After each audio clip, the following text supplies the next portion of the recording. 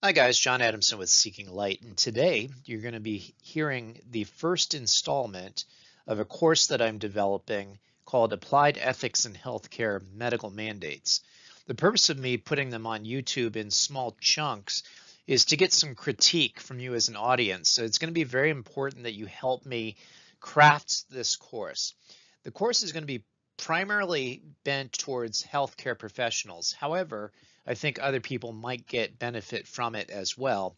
And just to let you know that this part of the video series is going to be mostly focused on developing some groundwork for the discussion of ethics. So anyway, I look forward to hearing your comments on it. Please feel to give me some liberal critique if you don't like it, if you have some real concerns about it. The slides are mostly made up the way I want them to be. With that said, let's go ahead and get started. So again, applied ethics in healthcare medical mandates, considerations for the medical professional, but also considerations for you. Anyway, let's proceed. Now, in any continuing education course, usually the speaker gives a little bit of their background. That's what I'm going to be doing here. So, and there's a reason for my last bullet point, which I'll get to in a minute. So my background includes that I graduated in 1991 with a Bachelor's of Science in Physical Therapy from Northeastern University in Boston, Massachusetts.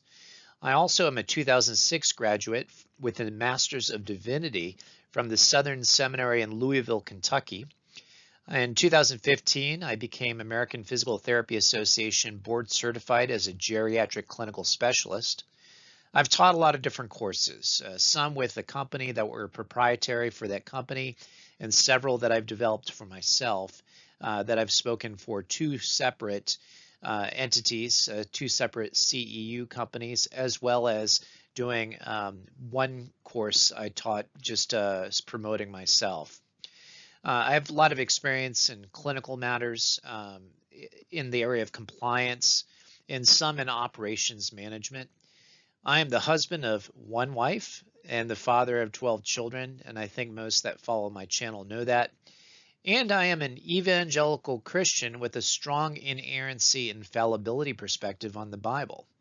And that's important because I'm going to share why. You see, I, like anybody, has a bias towards certain things. I'm going to talk a little bit more in detail about that momentarily. And what is a bias? Well, it's a prejudice.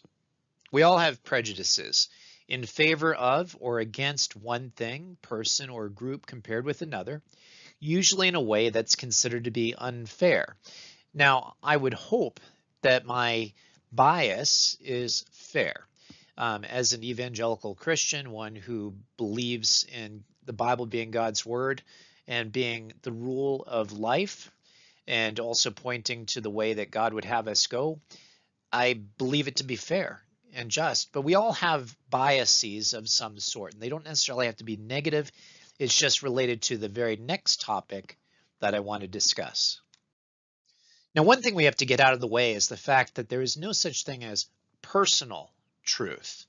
In other words, I can't say, well, that's my truth, as opposed to what you believe. And if they're diametrically opposing views, they're just plain not truth, or at least one is not truth. You only have one option or three options when people disagree with each other. One is that if you've got person A and person B, person A is true or right in what they're saying, and person B therefore must be false, or person A is wrong in what they're saying and person B is telling the truth, or both of them are wrong. But there's no such thing as having truth, especially when it competes with another truth. In other words, they both can't be true if they're competitive with one another. And that's an important principle upon which ethics must be based. Now, there are truly objective truths that we can hang our hats on. So for example, when you look at a clear sky on a sunny day, it is blue. And more specifically, it would be within the spectrums of 450 to 485 nanometers of wavelength. And that's Scientific fact, it is true. It will never change. That's the spectrum of the blue. The Earth orbits the sun at an average of 92,955,807 miles. That's just truth. It's an objective standard. It doesn't change. Dogs are better than cats, although that source, I'm not sure how accurate that really is, John Adamson's Book of Truths. And then we get to things like murder is wrong or evil. Now, the question might be, well, how do we know that that's true? Like what standard would we say murder or is wrong or evil? Premeditated killing of somebody. I don't know if you've ever watched videos of animals hunting each other, but they premeditate. You watch like lions, for example. They will purposely stalk their prey, and then they will go after it. Have you ever watched a hyena kill an animal? It's disgusting. They often will kill them and leave them alive while they're eating them. And you and I would look at that and be morally repulsed at that, especially if it was a human upon a human. So where do we get these standards of what is true when it comes to a moral or ethical mindset? How do we know that something is actually true ethically? Now, how do we get to truth in moral discussion? One thing we've got to recognize is that we all have a worldview. It's a set of beliefs upon which we base our understanding of everything. Everybody has a worldview. So on my first slide, I shared with you that I am an evangelical Christian who believes that the Bible is God's word. It is inerrant and it's infallible. And with that as a worldview, I judge things to be either right or wrong. You may have a totally different set of moral principles or worldview upon which you've judged the world. But there's probably going to be a point at which we can all agree, that sweet spot, where we can come together and say, these are moral absolutes upon which we can justify or judge something to be good or bad, right or wrong, just or evil. And that's where we're going to continue next time. So guys, I want to thank you. This is relatively brief, but I want to talk for a moment about helping me out. My channel will never make money because one, I talk about things that YouTube would never monetize. With that said, I do put effort, sometimes more, sometimes less, into my videos.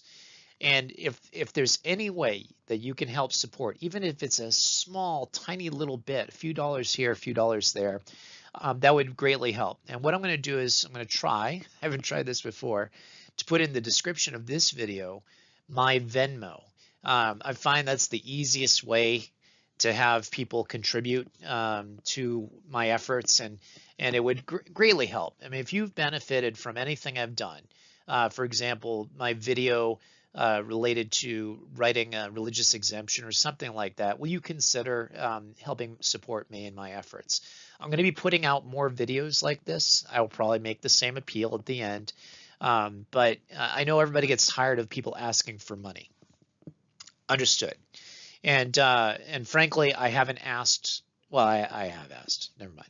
I've made it occasionally apparent that it wouldn't be a bad thing to get a little bit of help from the effort I put in.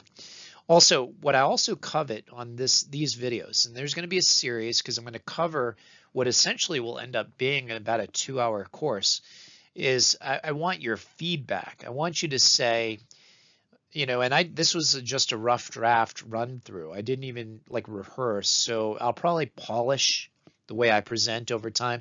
But what did you think about the overall content of what I was saying or what was on the slide? Be critical in pointing out things that you think are problematic or don't make sense, don't flow well, whatever it is. I'm going to try to take snippets that make sense going together. And this was a snippet of slides that seemed to fit well within that. So if you do that, that would be greatly helpful to me as well. Anyway, John Adamson with Seeking Light. Thank you so much for watching. Take care. God bless.